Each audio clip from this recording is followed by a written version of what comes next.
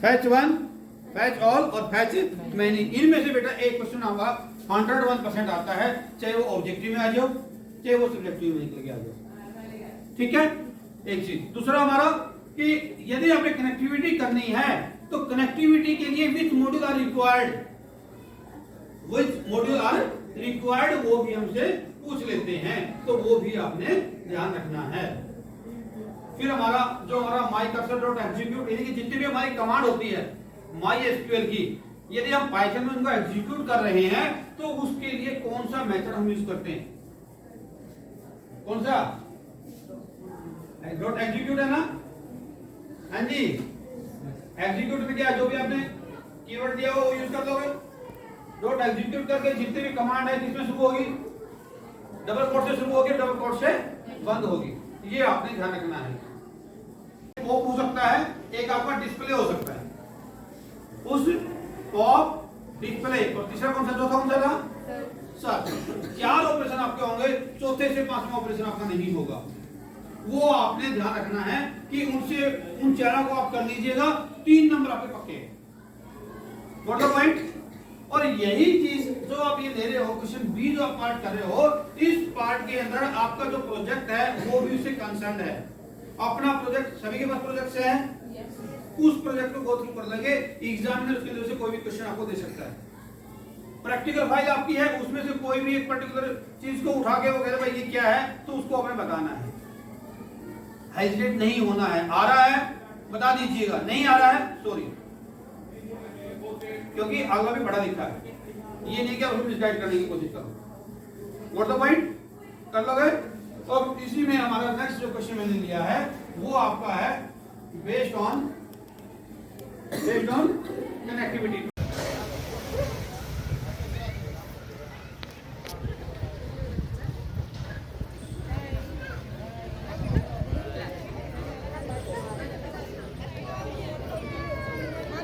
बच्चों, आपके स्कूल का नाम क्या है?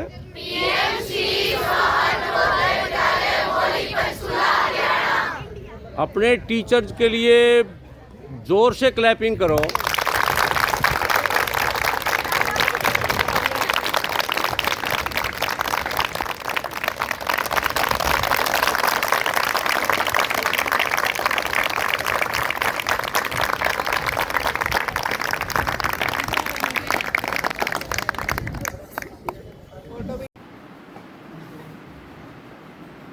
अब जो हमारा विज्ञान ज्योति पोर्टल, जो मैं अभी आपको बता रहा हूँ कि आपको अकाउंट मिलेगा, आपको अकाउंट मिलेगा। यहाँ पे जो हमारी लर्निंग मैनेजमेंट सिस्टम है उसको हमने 3 सब पार्ट्स में डिवाइड किया है। एक है हमारा ड्राइव, एक है एंगेज और एक है आपका मॉनिटर। इसमें आपकी जो नीचे देखो वेबसाइट लिखी हुई है, राइट डाउन कर लीजिएगा आप लोग, vigyanyoti.dst.gov.in, विज्ञान ज्योति .dst। वेरी गुड, कॉपी नहीं है, फिर आप पे लिख रहे हो, यहाँ बात जाके हाथ दो गई, अपनी नोटबुक में नोट कर लीजिएगा।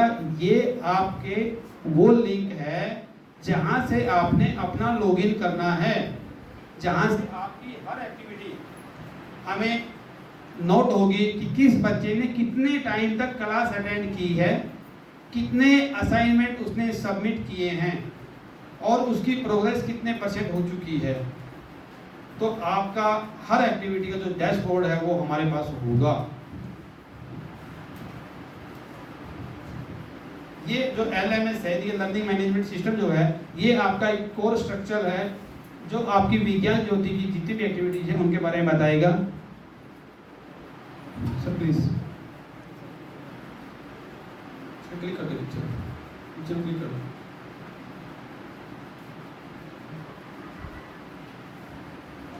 बैक कर दो, बैक।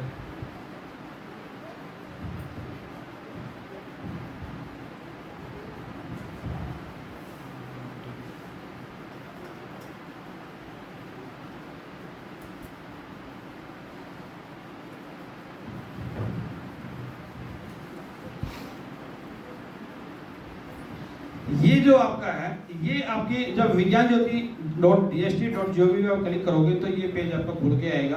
और यहाँ पे यदि आप देखते हो तो यहाँ पे ये लॉगिन जो बटन है, ये लॉगिन बटन होगा जहाँ पे आप क्लिक करोगे और जो क्रेडेंशियल आपको दिया गया होगा वो क्रेडेंशियल जैसे आप डालोगे तो आपका अकाउंट वहाँ पे ओपन हो जाएगा।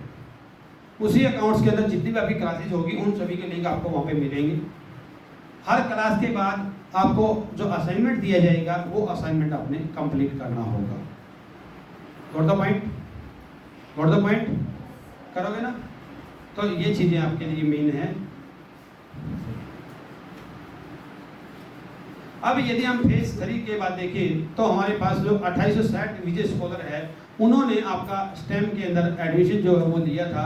और इसके अंदर से बेसिक साइंस में कितने बच्चे थे, इंजीनियरिंग में हमारे कितने हैं, मेडिकल साइंस में कितने हैं, या अदर स्टेम कोर्सेज में हमारे कितने हैं, ये थर्ड फेज की बात है। Right now we are in fifth phase. कौन से फेज में आप? हम 5वें फेज में आप हैं, ठीक है ना। इसमें जो स्कॉलर्स है ये वो स्कॉलर है जिन्होंने किसी न किसी एक अच्छे डिग्री और डिप्लोमा कोर्सेज में एडमिशन लिया है on their basis of their talent.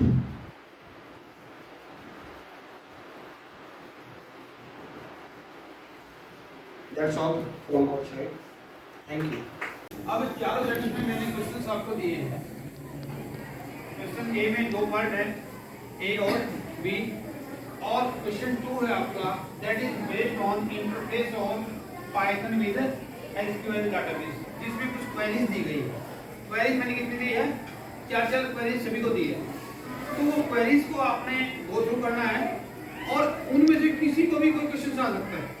ये मत देखिएगा कि मेरे पास सेट 1 होगा या जिसके पास सेट 2 होगा, नो, कोई सीक्वेंस नहीं होगी, वो रैंडमाइजेशन होगा। रैंडमाइजेशन आपको पता है क्या फंक्शन लगेगा, मुझे भी नहीं पता अभी तक तो क्या होगा, लेकिन उसके जो लॉटरी खुलेगी आपकी तो उस लॉटरी के अंदर किसका ड्रा निकलेगा हमें भी पता नहीं है।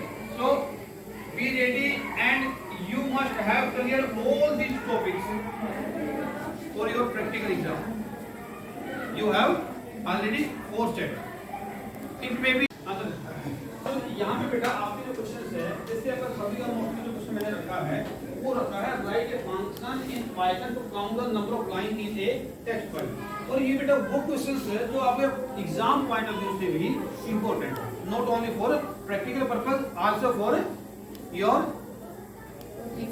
Examination purpose. तो please keep all these questions in your mind. सिर्फ थोड़ा बहुत इधर उधर चेंज होगा, अदरवाइज क्वेश्चन वहीं आएंगे। अब यहाँ पे आपका है टेक्स्ट फाइल आपने लेनी है, कौन सी? Story dot text.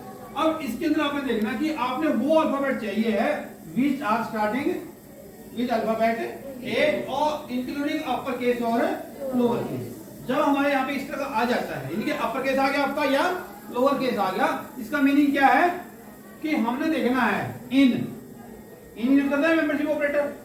इन में क्या लोगे? ए या ए, क्यों? कौन सा अक्षर?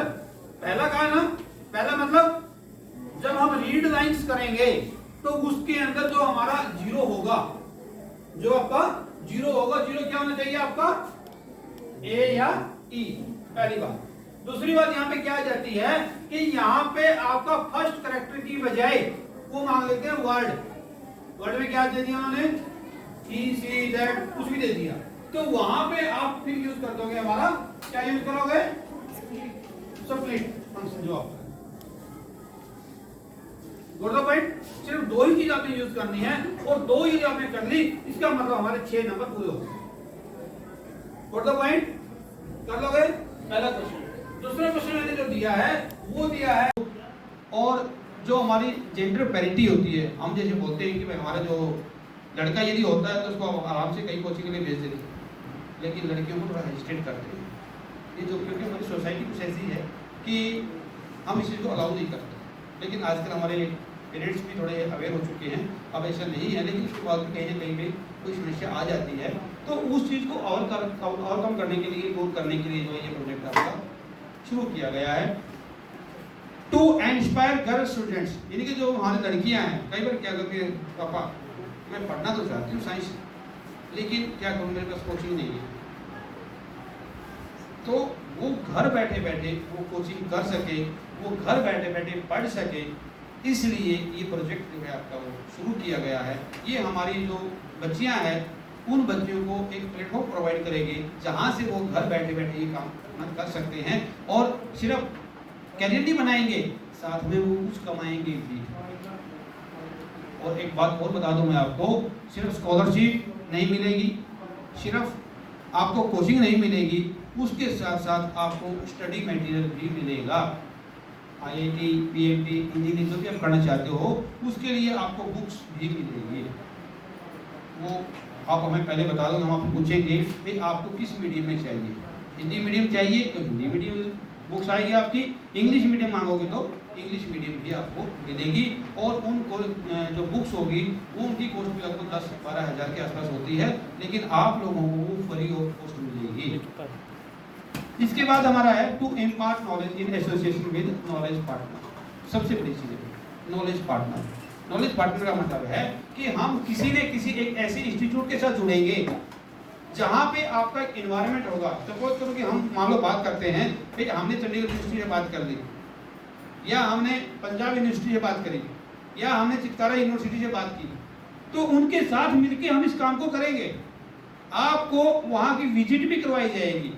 उनकी जो लैब्स है उस लैब के अंदर आप विजिट करोगे, वहाँ पे आप देखोगे कि किस तरह से हमारे प्रैक्टिकल्स होते हैं, कैसे आप अपने आप को इनहेंस कर सकते हैं।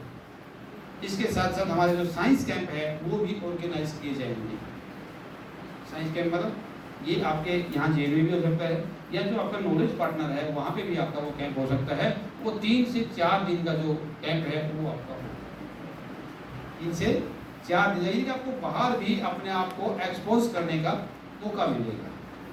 After that we have to create a conducive environment for the girls student from school level to college level. मैंने पहले बता दिया है कि ये सिर्फ नहीं है कि हम स्कूल में पढ़ रहे हैं यहाँ हमें ये चीज़ कोचिंग मिलेगी। आप जब आगे जाओगे तो वहाँ पे भी आपको एक एनवायरनमेंट वहाँ पे प्रोवाइड किया जाएगा, ताकि आपको ये लगे कि हाँ हमें कुछ करना है। क्योंकि सिंपल बात है भैया कि हम यदि एक ऐसे एनवायरनमेंट में रहते हैं जो आपका कंसर्न टू एजुकेशन है, एक अच्छा एनवायरनमेंट है, तो आपका भी मन वैसा ही करेगा।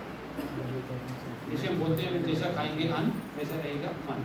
तो वही चीज़ वहाँ पे है कि यदि आप पढ़ने वाले बच्चों के बीच में रहोगे तो आपका भी क्या होगा, पढ़ने का मन करेगा ना।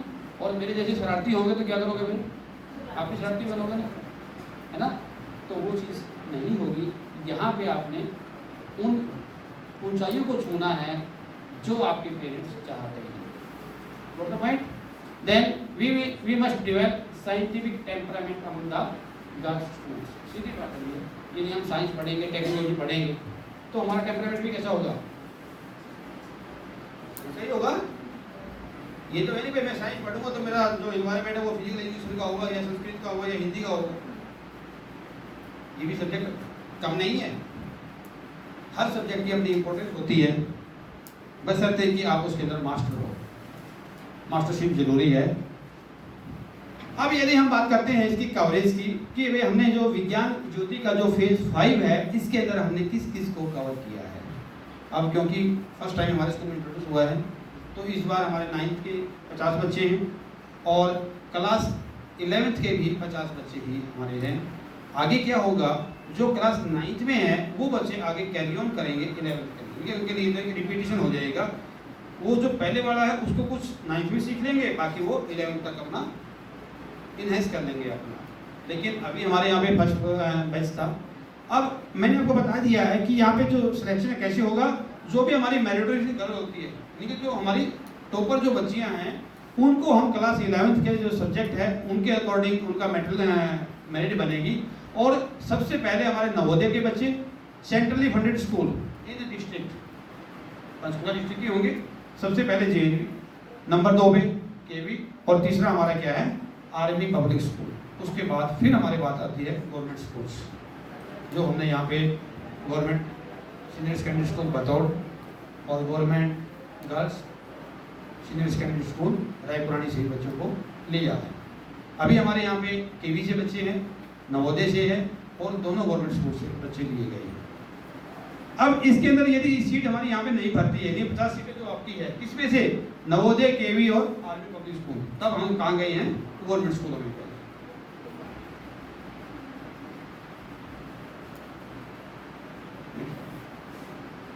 अब ये हमारा एक फेज वाइज इम्प्लीमेंटेशन है। यदि हम 5 फेज की बात करते हैं तो पहले फेज में 50 स्कूल थे, दूसरे फेज में 100 स्कूल है, फेज 3 में ये 200 हो गए थे, फिर 250 हो गए थे, और अब फेज 5 को मिला के हमारे पास टोटल 300 स्कूल है।